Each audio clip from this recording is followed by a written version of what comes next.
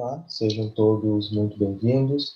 Eu me chamo Alex, sou mediador do Polo de Campus dos Goitacazes e neste vídeo vamos dar continuidade ao conteúdo de geometria espacial, focando agora ao estudo dos troncos e das esferas. Primeiramente, o que é um tronco? Então, se eu tenho, por exemplo, uma pirâmide e desejo cortar uma região dessa pirâmide, de forma que esse corte seja paralelo ao plano onde essa pirâmide está apoiada, eu terei a formação de outros dois sólidos. Um desses sólidos é uma pirâmide menor, semelhante à pirâmide original, e o outro sólido nós chamamos de tronco de pirâmide. Notem que um tronco de pirâmide possuirá uma base maior. Essa base maior vem da base da pirâmide que foi cortada, e tem também uma base menor. Essa base menor, ela surge a partir do corte que realizamos nessa pirâmide. Nós também podemos usar as mesmas observações para um cone. Se eu corto uma região desse cone, de forma que esse corte seja paralelo ao plano onde esse cone está apoiado, eu terei dois sólidos. Um desses sólidos é um cone menor e semelhante ao cone original, e o outro sólido nós chamamos de tronco de cone, que também possui uma base maior e uma base menor. Portanto, nós podemos obter um tronco a partir de uma pirâmide ou a partir de um cone. Trouxe aqui para vocês alguns exemplos de troncos que podemos observar no nosso dia a dia. Na primeira imagem, nós temos alguns vasos de barro, e esses vasos possuem a forma de um tronco de pirâmide.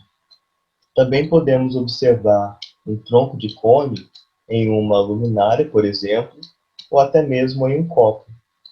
Mas também há diversos outros objetos que possuem essas formas, a forma de um tronco. Portanto, podemos obter um tronco de cone ou um tronco de pirâmide a partir de um cone e de uma pirâmide. E além desses troncos, nós teremos um cone menor e uma pirâmide menor.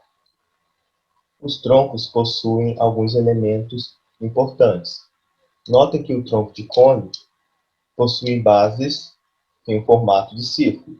Portanto, a base menor terá um raio, e notem que o raio dessa base menor do tronco coincide com o raio da base do cone menor que está logo acima desse tronco.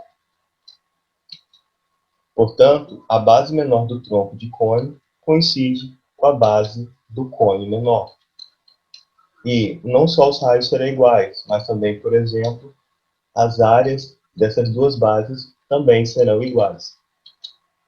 Nós também temos o raio da base maior desse tronco. Estou representando esse raio por um R maiúsculo. Esse tronco também possui uma altura, que está sendo representada por HT. Essa altura é a distância entre as duas bases, formando um ângulo de 90 graus com elas. E também possui uma geratriz. Estou representando por GT a geratriz do tronco, que seria essa lateral do tronco de cone. Podemos fazer essas mesmas observações em um tronco de pirâmide. Notem que a base menor do tronco de pirâmide também coincide com a base da pirâmide que está logo acima desse tronco. Portanto, os apótomas serão iguais. Um apótoma é um segmento de reta que parte do centro da base e vai até uma de suas arestas, formando com essa aresta um ângulo de 90 graus. Então, a base menor terá o seu apótoma. A base maior também possui um apótoma da base maior. Esse tronco de pirâmide também possui uma altura. Essa altura será a distância entre as bases. E também possui o apótoma do tronco. O que a gente pode observar a respeito desse apótoma do tronco é que ele equivale à altura dessa figura lateral do tronco de pirâmide. E essa face lateral do tronco de pirâmide, como a gente pode observar, é um trapézio. Então, o apótema do tronco equivale à altura desse trapézio. O tronco de cone, ele possuirá a área da base maior e também a área da base menor. Como a gente já viu, essas bases são círculos, portanto, as áreas são πr ao quadrado. Lembrando que o raio da área da base maior deve ser esse raio, esse R maiúsculo, esse Rzão, e o raio da base menor deve ser esse Rzinho, que estou representando na figura para vocês. Nós também teremos a área da base maior, um tronco de pirâmide, e a área da base menor. Só que uma pirâmide pode possuir outras bases. Nesse caso aqui, essa base dessa pirâmide é um quadrado. Portanto, a área será a área de um quadrado. Mas se, por exemplo, a área da base da pirâmide ou a área da base do tronco de pirâmide for um hexágono, por exemplo, a área da base será a área de um hexágono. Se for um triângulo, será a área de um triângulo, e assim por diante. A área lateral do tronco de um cone é parecido com a área lateral de um cone. Como a gente já viu no vídeo anterior, a área lateral do cone é π vezes o raio desse cone vezes a geratriz do cone. Aqui, a área lateral do tronco de cone é π vezes a soma dos dois raios desse tronco, que é o raio maior e o raio menor, vezes a geratriz do tronco, GP. Então, a área lateral do tronco é π vezes Rzão mais Rzinho vezes GP. Lembrando que aqui é a geratriz do tronco. E a área lateral do tronco de pirâmide pode ser obtida pela área do trapézio vezes o número de faces. Como a gente já viu, as faces laterais do tronco de pirâmide são trapézios e, como essa pirâmide aqui tem uma base quadrada, ela terá 4 faces. Então, vou multiplicar a área por 4. Se a pirâmide, ou o tronco de pirâmide, possuir uma base pentagonal, por exemplo, terá então 5 faces, e a gente vai multiplicar essa área do trapézio por 5, que seriam essas 5 faces laterais. Se tivesse uma base triangular, a gente usa a mesma ideia. Vai fazer com que o tronco de pirâmide tenha 3 faces laterais, e, portanto, a área será a área de um trapézio multiplicado por 3. E ainda podemos pensar que a área lateral de um tronco de cone será a área lateral do cone original menos a área lateral do cone menor, que foi obtida a partir do corte. E a área lateral do tronco de pirâmide a mesma coisa.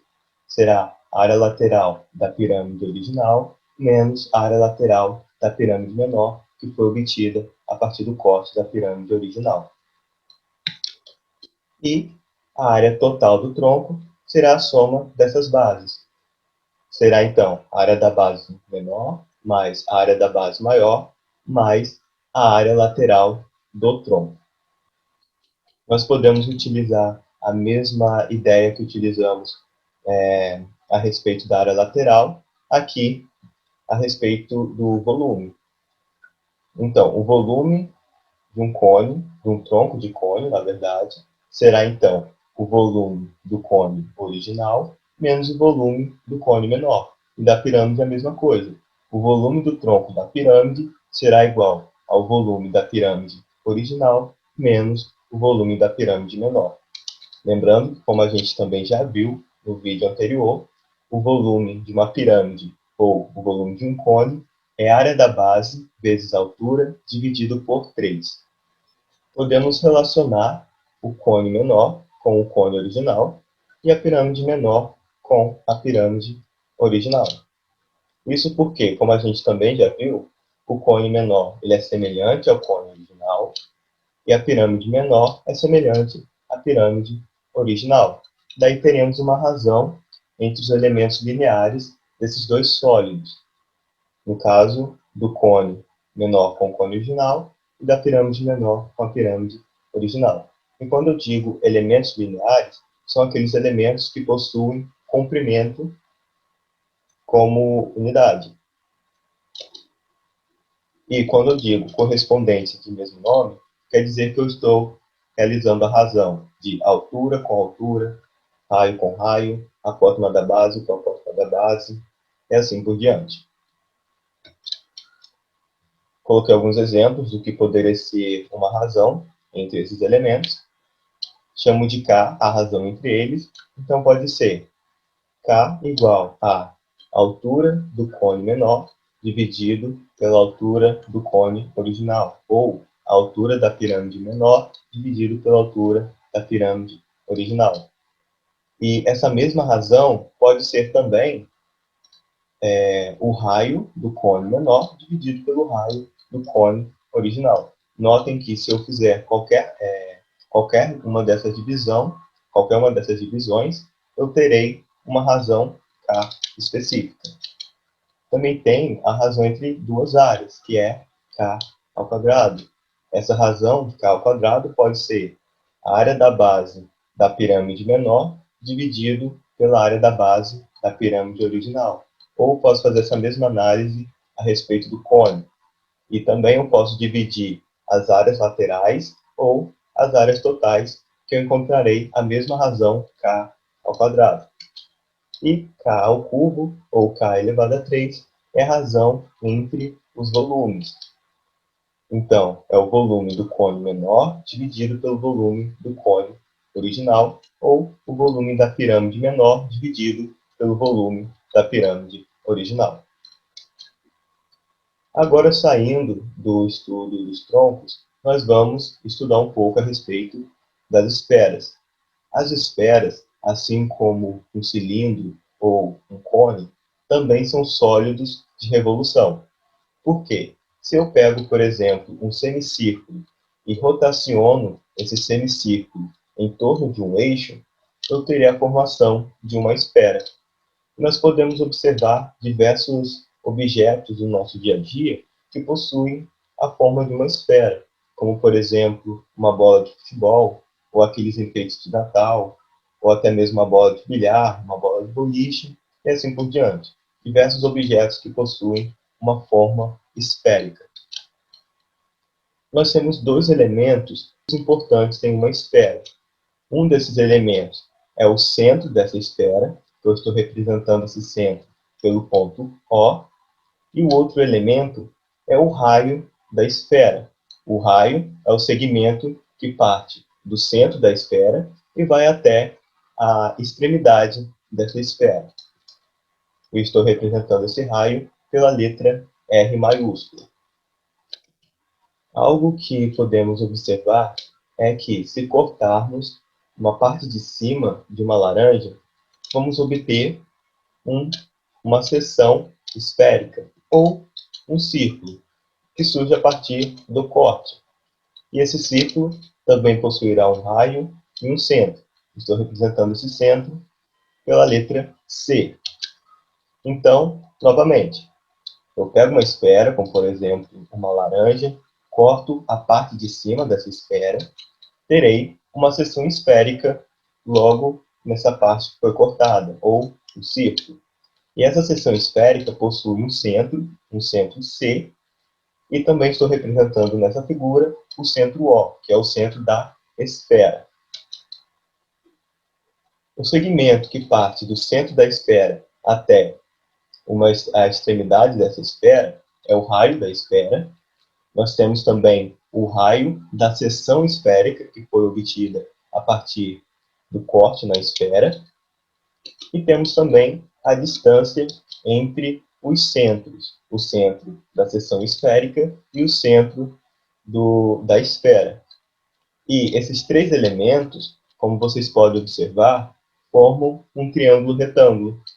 E a partir daí, nós podemos relacionar esses três elementos utilizando o Teorema de Pitágoras, como vocês já sabem fazer.